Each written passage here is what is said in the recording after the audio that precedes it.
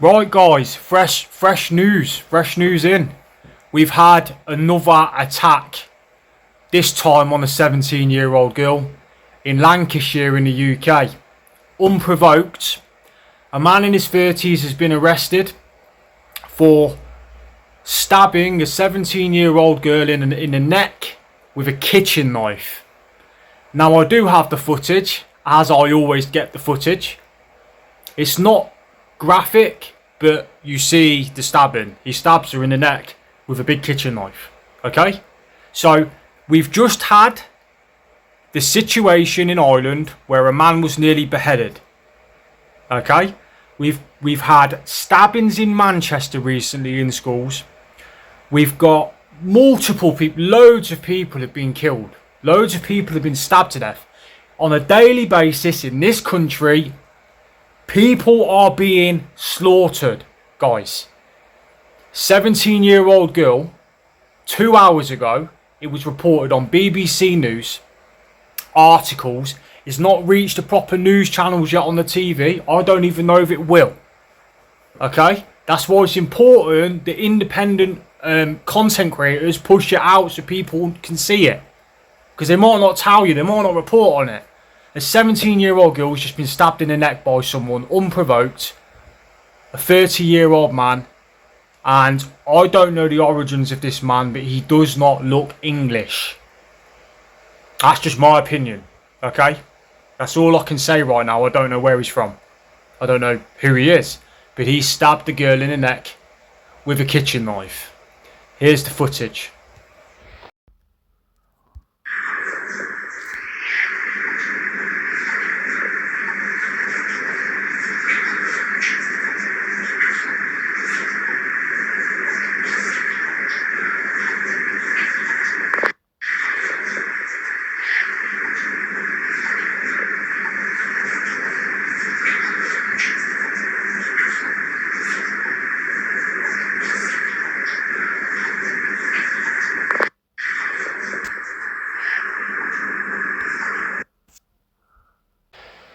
And here is some footage of him after he's been arrested. His hands are cuffed behind his back and he's on the floor feeling sorry for himself. Okay?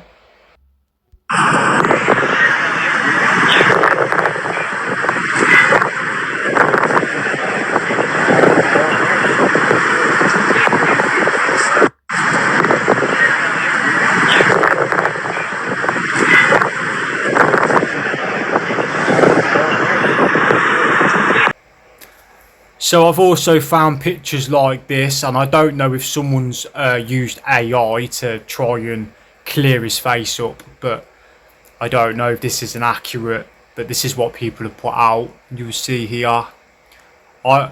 We don't know where he's from. We can't speculate. We can't give out false information.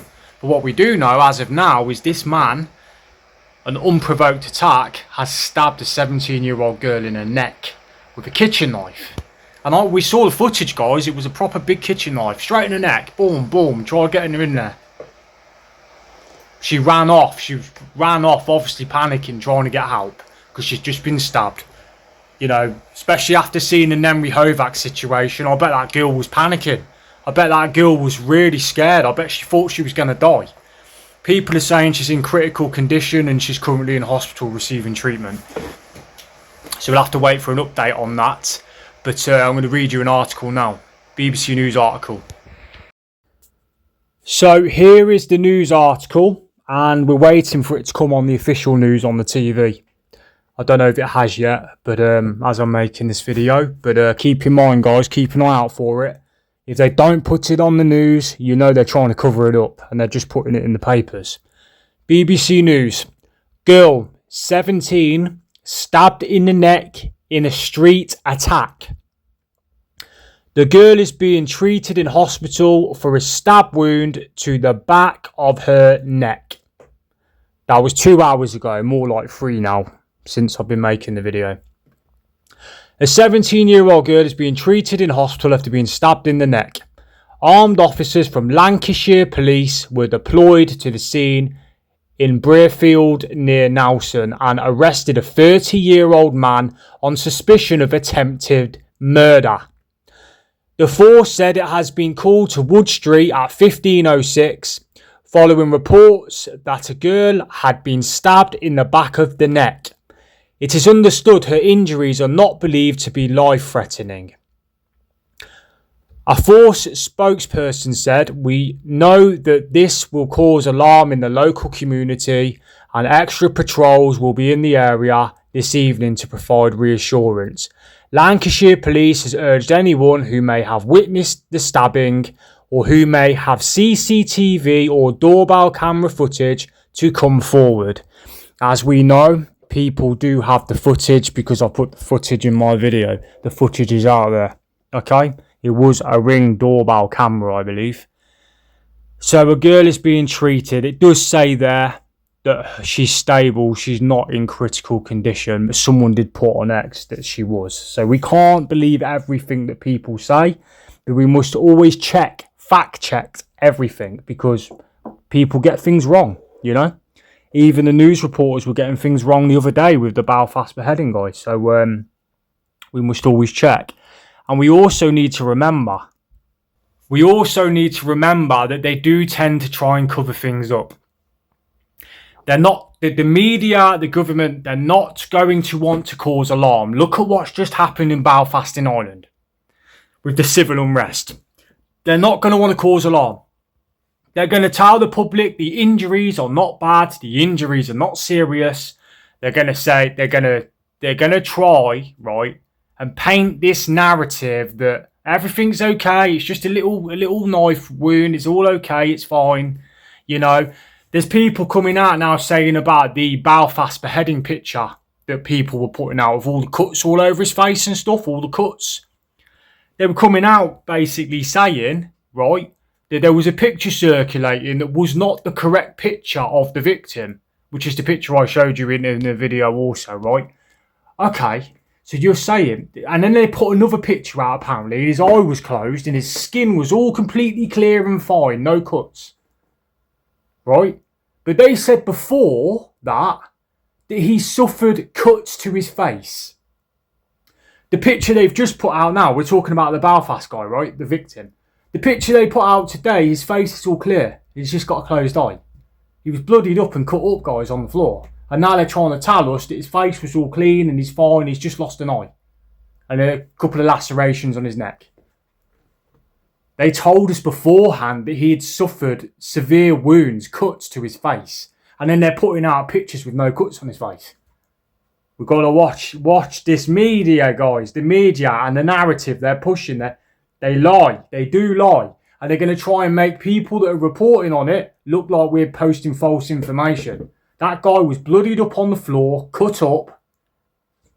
They even said he had cuts on his face. The picture they put out recently, they've tried saying the picture we were showing was not him. That's what they've tried saying. But the picture they put out today, he was completely no cuts. I'm telling you, there's something. I'm going to be honest with you all right now. And this is truly from my spirit, from inside me. This is what I feel now. This is what I feel. In my stomach, in my gut, I feel like something very sinister is going on. Something very dark, very sinister. I'm just going to say what I'm thinking because I do, for now, have freedom of speech that I'm entitled to. I think we're being conquered. I think we're being conquered. Our people are, I'm going to say it again, our people are being killed. Our people are being stabbed. 17-year-old girl has been stabbed in the neck with a kitchen knife. Our people are being killed, slaughtered. Because of this man and because of King Charles. They've got blood on their hands. People are being killed. It's not a case of we need to all just stay quiet for a peaceful life. We're going to get trouble. We're going to end up in prison if we speak against it. If we speak against it, we're going to have persecution. We're going to end up in trouble. We're going to go to prison. Guys, do you not understand? They're killing our people, whether we stay quiet or we don't. They're killing people. Do we just sit there, zip our mouths, watch EastEnders on the telly? That's a London soap, East End soap. Do we watch in the UK if you're American? Do we sit there and watch TV, keep our mouth shut, and pretend like our people in our country are not being slaughtered right now by people that are not from here? Are we really going to pretend we're going to sit there and be quiet because we're scared of going to prison, or we're scared of hate speech law? We're scared. And then they're pushing this narrative also on the news. They're pushing this narrative that every Englishman, every Brit, every patriot is far-right fuggery.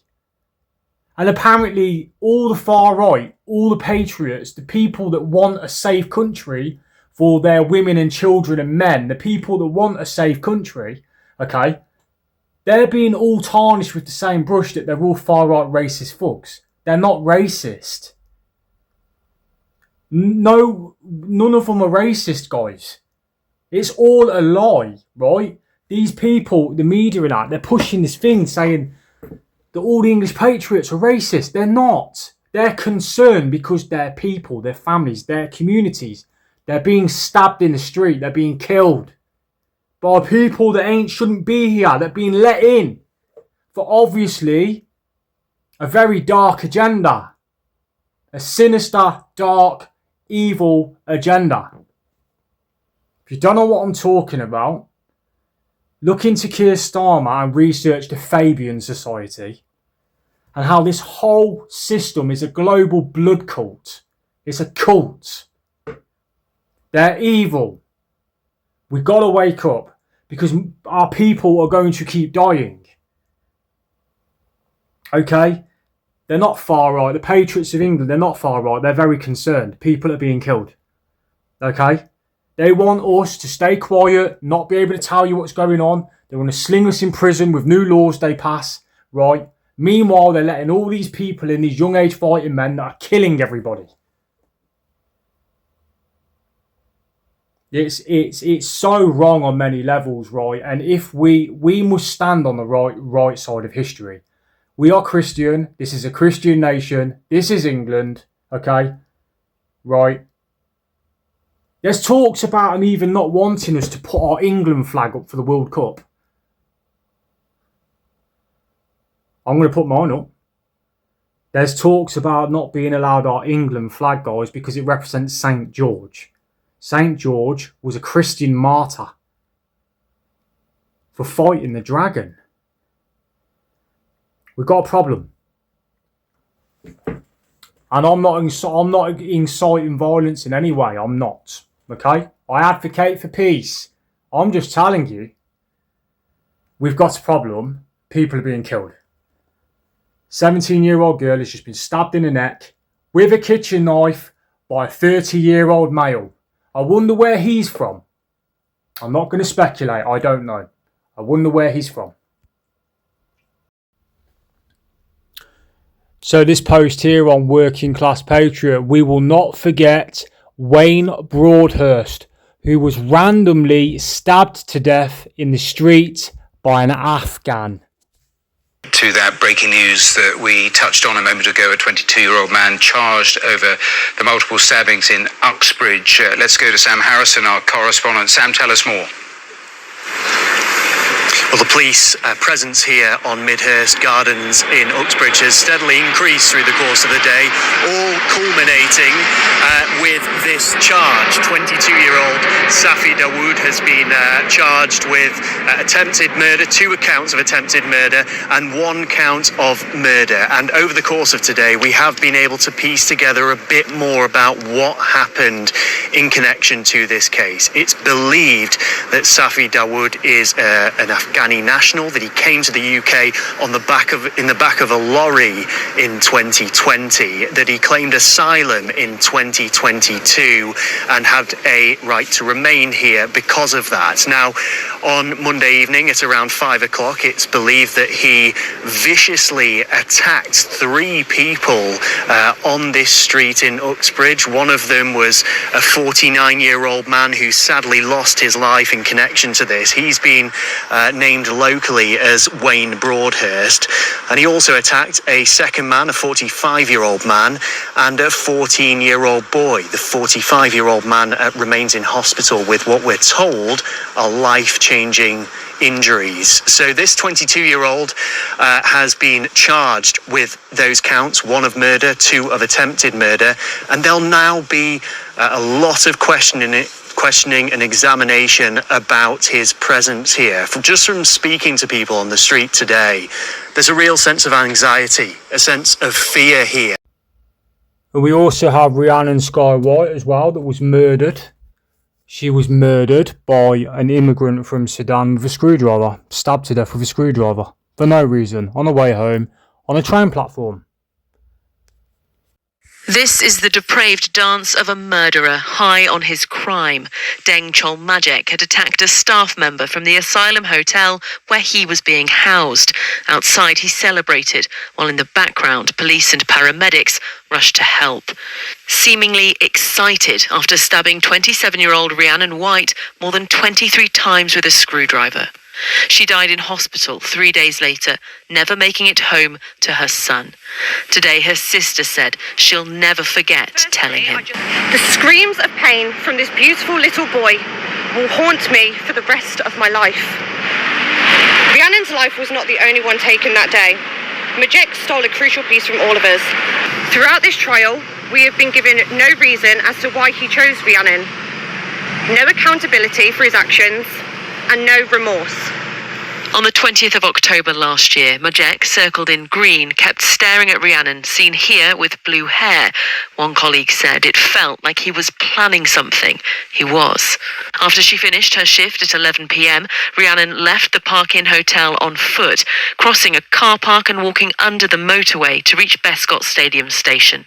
CCTV footage shows Rhiannon in the car park on her phone. She was catching up with one of her best friends. 90 seconds later, Majek was caught on the same camera, tracking her. Rhiannon was still on that call as she made her way along this path and up these stairs to the deserted train station platform. Her friend heard her screams as Majek launched his frenzied attack, stabbing her repeatedly in the head with a screwdriver. She was found slumped on the platform when the train she was meant to catch pulled in. She never regained consciousness. Majek was arrested before dawn. His only defence has been denial, even though clothes found in his room were covered in Rhiannon's blood. I mean, the level of brutality there is some of the worst I've seen in my 18 years of service in the police. Her poor family had to hear all of that evidence in court. And I think it's testament to the character of the defendant that he chose to put them through that. Her family say Rhiannon would have wanted them to stay strong for each other. They want Majek to spend his life behind bars. Life for a life. None of this deportation. I'm not against asylum seekers, whatever, but he's taken my daughter away. He doesn't deserve to be sent back to his own country. Serve his time here every day of his life. And this family must spend the rest of their lives without one of their own. And we also had the 3 innocent little girls in Southport, all stabbed to death by an evil man.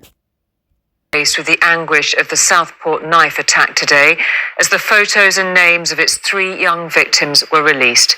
B.B. King, Elsie Stankham and Alice Aguiar were aged just 6, 7 and 9, their lives taken as they danced at a Taylor Swift-themed holiday club. Today, the musician spoke for the first time, saying she was at a complete loss for words. That same shock was reflected right across the town of Southport, where thousands joined a silent vigil this evening. But there has also been anger. Tonight, there have been violent clashes between protesters and police near the scene of the attack. It is a distressing end to a day filled with emotion in a community where the vast majority of residents have simply been trying to process how such innocent lives could have been taken with such violence. 9-year-old Alice Da Silva Aguiar, 6-year-old B.B. King, and 7-year-old Elsie Stankham. 3 girls whose parents yesterday dropped them off at a holiday club and today released statements in their memory. Alice's family said, "Keep smiling and dancing like you love to do, our princess. Love from your hero, daddy and mummy." B.B. King's family said, "No words can describe the devastation that has hit our family as we try to deal with the loss of our little girl, B.B. and Elsie's head teacher said she was a kind and caring friend to all who met her and was adored by everyone in our community. Throughout the day, they were remembered by people they'd never met, generations brought together in sorrow and anger at an attack which has hit too close to home. It's the same room like my son played for hours in. People want more answers, people want to know what's going on.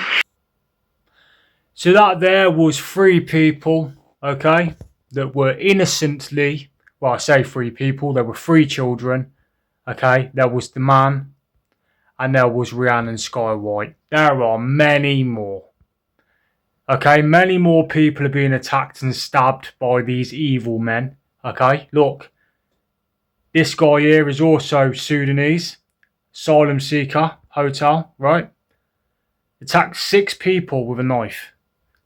Now, I don't know if any of these people died, but that happened last year in 2025. There's a lot of stuff happening in this country every day. Multiple things a day. It's just constant, guys. Okay? So, our people are being killed, guys. Our people are being killed. Children are being killed. And unless us English, right, wake up, everyone's going to die. You think the boats are going to stop? They keep coming and coming and coming and coming. The lorries coming and coming and coming and coming. Constant, thousands and thousands and thousands and thousands and thousands. And they're all young age fighting men. No women, no children. It's an invasion. That's the truth. We're being invaded. Our country's being conquered. And people are being killed. This girl here is another one, yes, that could have died. Just been stabbed in the neck with a kitchen knife. 17-year-old girl. They've got blood on their hands. They're traitors. So I will bring the most wicked of nations to take possession of their houses. I will end the pride of the mighty, and their holy places will be profaned. Ezekiel 7:24. He will speak out against the Most High and oppress the saints of the Most High, intending to change the appointed times and laws, and the saints will be given into his hand for a time and times and half a time. Then the beast was permitted to wage war against the saints and to conquer them. And it was given authority over every tribe and people and tongue and nation. We're going into captivity. We need to get ready and wake up. Return back to the Lord whilst there's still time.